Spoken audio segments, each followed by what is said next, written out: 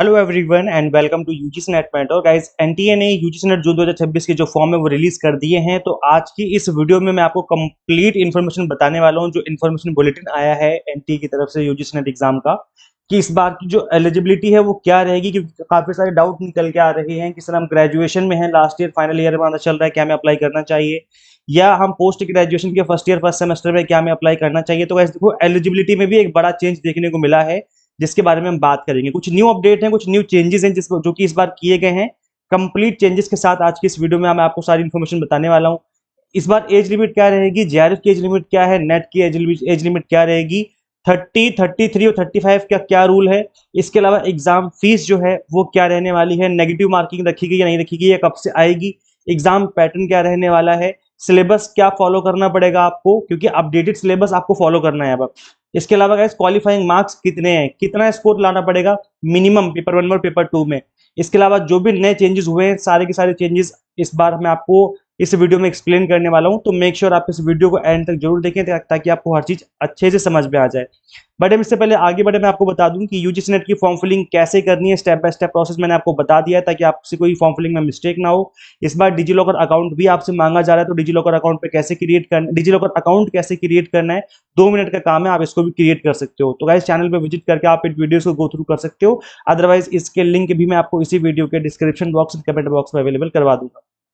तो गाइस सबसे पहले हम डिस्कस करेंगे कि यहाँ पे जो आपकी फॉर्म फिलिंग की डेट रखी गई है वो क्या है इस बार। तो गाइस देखिए, इस बार जो फॉर्म फिलिंग की डेट रखी गई है वो 29 अप्रैल से लेकर के 20 मई तक फॉर्म फिलिंग चलेगी। याद रखिए, अप टू 11:50 PM, मतलब रात के 11:50 तक आप फॉर्म फिल कर पाएंगे 20 मई को। बाद में इसमें कुछ चेंजेस हो सकते हैं, 1-2 दिन का एक्सटेंशन मिल जाए, लेकिन मैं आपको बोलूंगा कि आपको एक्सटेंशन का वेट नहीं करना है और लास्ट डेट का वेट नहीं करना है। इनफैक्ट आपको फॉर्म फिलिंग अब कर लेनी चाहिए। इसके अलावा गाइस अगर हम बात करें यहाँ पर की जो फीस रखी गई है वो जनरल कैटेगरी की 1150 है, और जनरल ओबीसी एनसीएल की 600 रुपए रखी गई है। इसके अलावा एससी एसटी पीडब्ल्यूडी कैटेगरी की थर्ड जेंडर की 325 रुपए यहाँ पर फीस रखी गई है।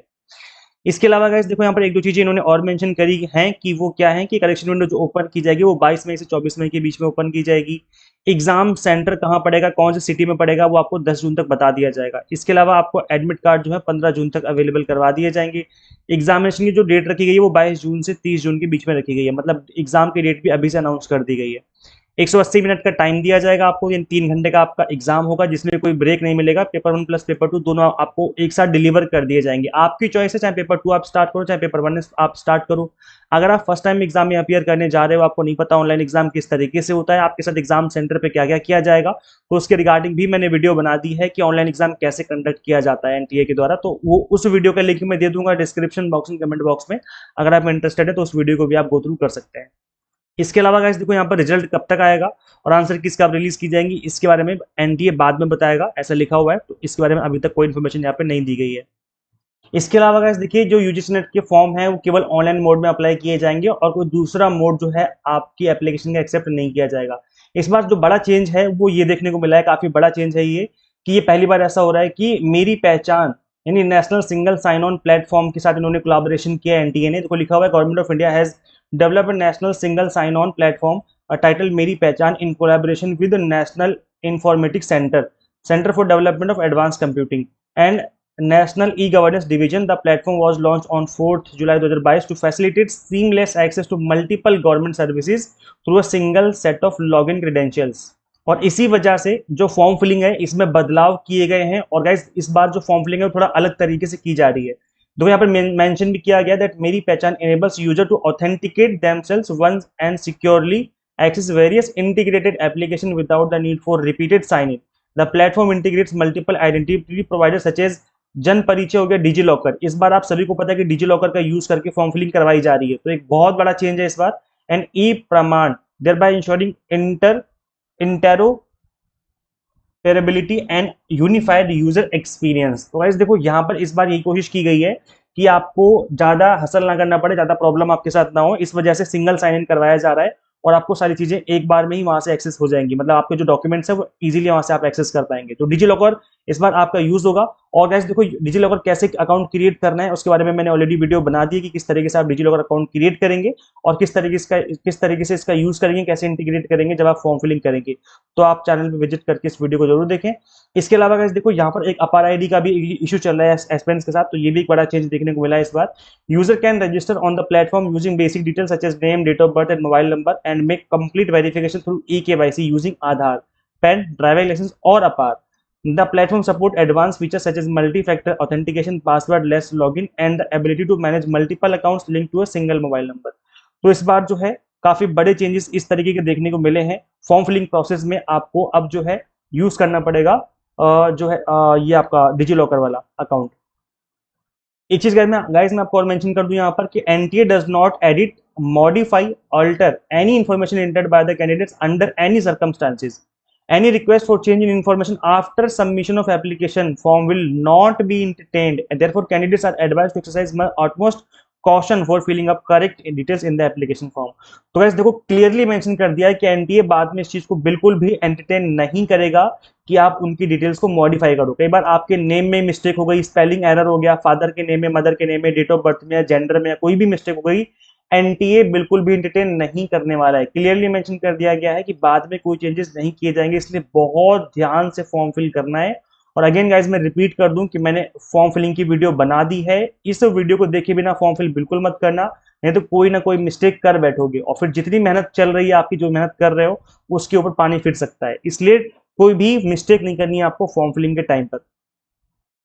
आप गाइस देखो कुछ बेसिक डिटेल्स है जो कि आपको जानना जरूरी, जैसे कि हमेशा होता ही है कि इस बार जो आपका एग्जाम है कंप्यूटर बेस्ड यानी कि सीबीटी मोड में होगा, कंप्यूटर पे एग्जाम होगा, आपको एग्जाम सेंटर पे जाना होगा, मोड ऑफ एग्जामिनेशन। इसके अलावा जैसा कि हमेशा पता है आपको कि जो आपका एग्जाम पैटर्न है वो यही होता है कि पेपर 1 में 50 क्वेश्चन पूछे जाएंगे, पेपर 2 में 100 क्वेश्चन पूछे जाएंगे, टोटल 3 घंटे का टाइम दिया जाएगा, कोई सभी क्वेश्चन कंपलसरी होंगे, बीच में कोई ब्रेक नहीं होगा। तो जैसा कि होता है इस बार भी वैसा ही हो रहा है। और सिलेबस जो है वो आपको अपडेटेड वाला फॉलो करना है। अपडेटेड का मतलब ये है कि जो सिलेबस आपको दिया हुआ है वो तो आपको पढ़ना ही है, प्लस कुछ न्यू टॉपिक पूछ लिए जाते हैं आपको, उनको भी कवर करके जाना है।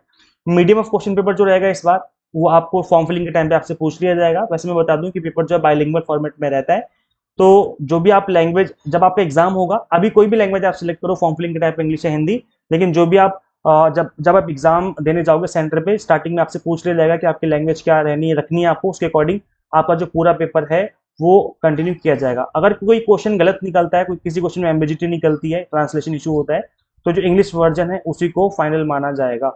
ठीक है, तो ये है। बाकी किसी भी क्वेश्चन को आप ड्रॉप डाउन करके English to Hindi, Hindi to English convert कर सकते हो, तो उसमें तो कोई इशू नहीं है। एग्जाम डे वाले दिन आप आराम से कर पाएंगे। मार्किंग स्कीम वही रखी गई है, 2 नंबर का एक क्वेश्चन होगा और इनकरेक्ट क्वेश्चन की कोई भी नेगेटिव मार्किंग फिलहाल नहीं है। फ्यूचर में आ जाए तो कुछ नहीं कह सकते, बट फिलहाल तो नहीं है। नया सिलेबस आएगा तो हो सकता है कि कुछ न्यू चेंजेस किए जाए, तो उसके बारे में अभी कुछ नहीं कह सकते।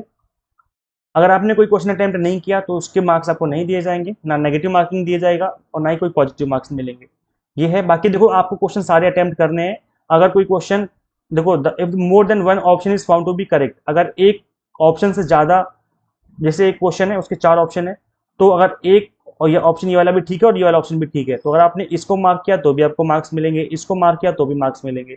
तो कोई भी आप आंसर मार्क कर दीजिए, आपको मार्क्स मिल जाएंगे। अगर कोई क्वेश्चन ड्रॉप किया जाता है तो केवल उन्हीं को मार्क्स मिलेंगे जिन्होंने क्वेश्चन को अटेम्प्ट किया होगा। देखो क्लियरली मेंशन कर रखा है एनटीए ने कि भाई जिसने क्वेश्चन अटेम्प्ट किया होगा, अगर क्वेश्चन बाद में ड्रॉप होता है, मतलब क्वेश्चन गलत पाया गया और बाद में उसको ड्रॉप किया गया, तो उस केस में ड्रॉप वाले क्वेश्चन के जो मार्क्स है सिर्फ उनको दिए जाएंगे जिन्होंने उस क्वेश्चन को अटेम्प्ट किया होगा। तो इस बात का ध्यान रखना है कि आपको सारे के सारे क्वेश्चन अटेम्प्ट करके आने हैं। भाई इस बार बहुत कंफ्यूजन हो रही है एलिजिबिलिटी को लेकर के। तो गाइस देखिए दोनों लोग एलिजिबल हैं, पोस्ट ग्रेजुएशन वाले भी एलिजिबल हैं और जिन्होंने 4 साल का अंडर ग्रेजुएट प्रोग्राम किया है वो लोग भी एलिजिबल एग्जाम देने के लिए। पीजी के बेसिस पे दोगे तो आप डायरेक्टली असिस्टेंट प्रोफेसर के लिए एलिजिबल हो जाओगे अप्लाई करने के लिए। अगर 4 ईयर यूजी वाले देते हैं इस एग्जाम को तो वो केवल पीएचडी में एडमिशन ले सकते हैं, उनको फेलोशिप मिल सकती है अगर जेआरएफ क्वालिफाई हो गया, लेकिन वो असिस्टेंट प्रोफेसर तब तक नहीं बन सकते जब तक कि वो पीएचडी कंप्लीट नहीं कर लेते या फिर पोस्ट ग्रेजुएशन नहीं कर लेते। तो इस बात का आपको ध्यान रखना है। अब हम बात कर लेते हैं कि एलिजिबिलिटी में क्या बोला गया है कि जो मिनिमम क्वालिफाइंग मार्क्स है वो आपके पोस्ट ग्रेजुएशन में मिनिमम 55% मार्क्स होने चाहिए मास्टर डिग्री में। और इसके अलावा अगर आप SC ST OBC कैटेगरी से बिलोंग करते हो तो ऐसे में आपके एटलीस्ट 50% मार्क्स होने जरूरी हैं विदाउट राउंड ऑफ। ऐसा नहीं कि 54.99 मार्क्स हैं तो ऐसे में आप अपीयर नहीं कर सकते एग्जाम में, याद रखिए। इस बात का ध्यान रखना है आपको कि यहाँ पर विदाउट राउंड ऑफ लिखा हुआ है। तो ये है। इसके अलावा गाइस देखो, जो भी मास्टर डिग्री में परस्यू कर रहे हैं उनमें बड़ा कंफ्यूजन चल रहा है। देखो लिखा हुआ है मास्टर डिग्री और इक्विवेलेंट कोर्स और candidates who have appear for their qualifying master degree final year examination and whose result is still awaited or candidates whose qualifying examination have been delayed may also apply for this test। देखो लिखा हुआ है जो master degree pursue कर रहे हैं और pursuing there master degree और इक्विवेलेंट कोर्स, तो जो परस्यू कर रहे हैं वो अप्लाई कर सकते हैं, कोई दिक्कत नहीं है। However such candidates will be admitted provisionally, मतलब अगर आपने फाइनल मार्क्स सबमिट नहीं किए तो आपको प्रोविजनली यहाँ पर आपका जो एप्लीकेशन है वो एक्सेप्ट किया जाएगा, है ना। अब देखो यहाँ पर एक चीज मेंशन कर दी गई कि जब आपने अपनी डिग्री पास कर ली और उसमें देखा गया कि मास्टर डिग्री में जो आपके मार्क्स हैं वो 55% से कम है, रिजर्व कैटेगरी के केस में 50% से कम आ गए, तो उस केस में जो आपका रिजल्ट है वो इनवैलिड हो जाएगा, तो आपका जो रिजल्ट है वो नहीं माना जाएगा। तो इस बात का ध्यान रखना है कि भाई ओवरऑल जो परसेंटेज आपकी वो होनी चाहिए जो रिक्वायर्ड परसेंटेज है। एक चीज आपको और यहाँ पे ध्यान रखनी है कि अगर आपने अपीयरिंग में अप्लाई किया हुआ है, such candidates must complete their master degree और equivalent examination within 2 year from the date of result. जब रिजल्ट आएगा उसके 2 साल के अंदर अंदर आपको अपनी जो डिग्री है वो कंप्लीट कर लेनी है, नहीं तो आप अप्लाई मतलब आपका जो रिजल्ट है वो इनवैलिड हो जाएगा। अब 2 साल का टाइम दिया गया है, इसका मतलब है फर्स्ट ईयर वाले भी एलिजिबल है। भाई अगर आप फर्स्ट ईयर के फर्स्ट सेम के एंड में हो या फिर सेकंड सेम के एंड में हो तो उस केस में भी तो आप 2 साल के अंदर अंदर कंप्लीट कर लोगे ना पीजी अपनी, तो ऑब्वियसली बात है आप लोग एलिजिबल है, इसमें पूछने वाली क्या बात है, इसमें कंफ्यूजन तो नहीं होना चाहिए क्योंकि टाइम दिया गया आपको यहाँ पर। इसके अलावा those candidates who qualify for admission to PhD only, उनकी जो मास्टर डिग्री है वो विद इन 1 ईयर कंप्लीट होनी चाहिए, बिकॉज पीएचडी ओनली का जो क्राइटेरिया रखा गया है वो उसका जो रिजल्ट है वो केवल 1 साल के लिए वैलिड रहेगा, है ना, नहीं तो फिर आप डिस्क्वालीफाई हो जाएंगे, जो आपका रिजल्ट है वो इनवैलिड हो जाएगा। इस बात का आपको ध्यान रखना है।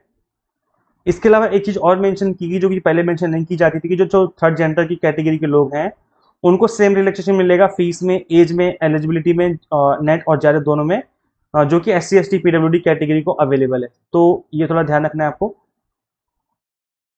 अगेन देखो मेंशन किया गया that subject wise qualifying cut off for this category will be lowest among the SC ST PWD category, है ना, तो इसलिए किया जा रहा है कि भाई ये लोग भी आगे बढ़े जिंदगी में कुछ अच्छा करें, तो इसलिए इनकी जो कैटेगरी में जो कट ऑफ रखी गई है वो कम रखी गई है।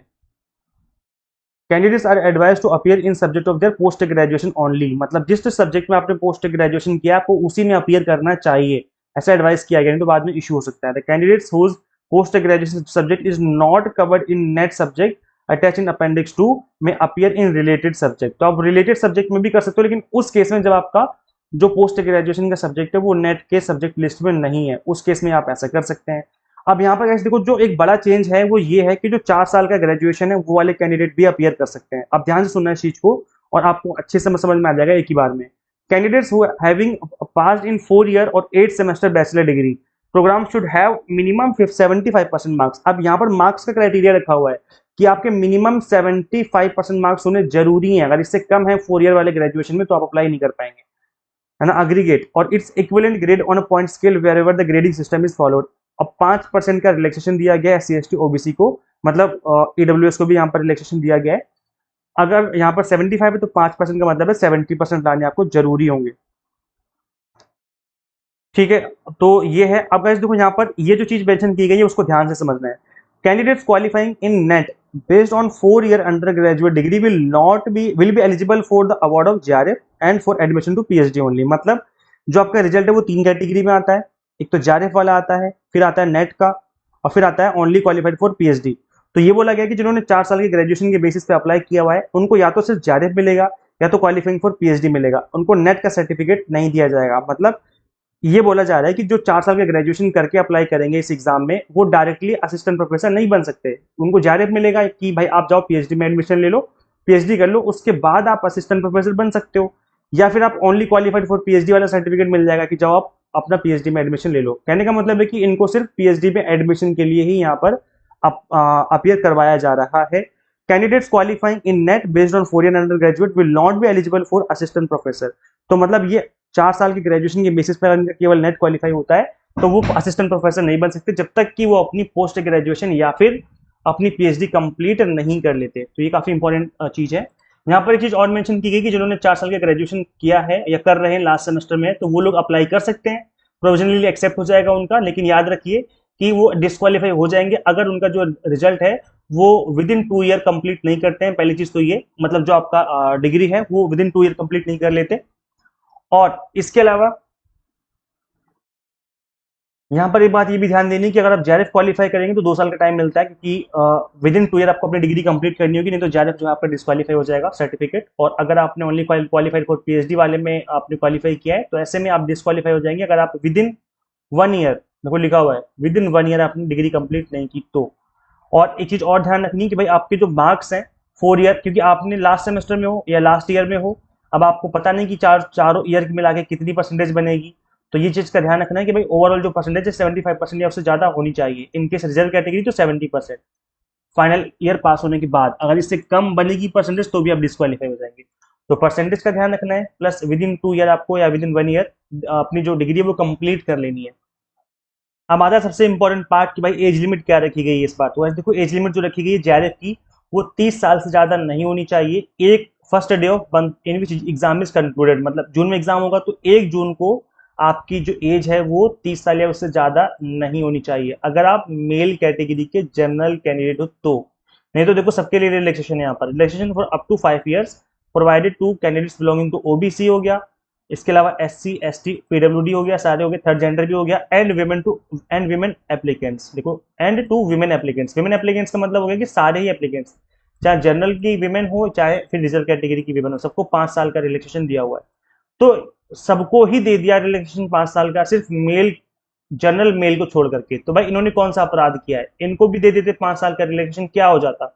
सिर्फ एक को छोड़ के बाकी सबको रिलैक्सेशन दिया हुआ है। तो ये थोड़ा सा मुझे लग रहा है कि सबको देना चाहिए यहाँ पर। आपको क्या लगता है कमेंट सेक्शन में बताइए आप लोग। इसके अलावा गाइस देखो यहाँ पे लिखा हुआ है कि relaxation will also provided to candidates which research experience limited to the period spent on research in the relevant subject relevant field और post graduation degree subject to a maximum of 5 years. तो मतलब अगर आपने 5 साल का कहीं पर research काम कर रखा है, अपने नहीं 5 साल का रिलैक्सेशन दिया जाएगा अगर आपने रिसर्च वर्क कर रखा है अपने पोस्ट ग्रेजुएशन वाले सब्जेक्ट में किसी प्रोजेक्ट में, जैसे वो आपको हो सकता है किसी इंडियन रिकॉग्नाइज यूनिवर्सिटी हो गई या इंस्टीट्यूट ऑफ मतलब एनआईटी हो गए, आईआईटीज हो गए, इस तरह से फॉरेन यूनिवर्सिटी हो गई या फिर कोई भी और सेंट्रल पब्लिक या फिर पब्लिक यूनिवर्सिटी हो, कोई भी कहीं भी अगर आपने कर रखा है रिसर्च का काम तो 5 साल का रिलैक्सेशन मिल जाएगा।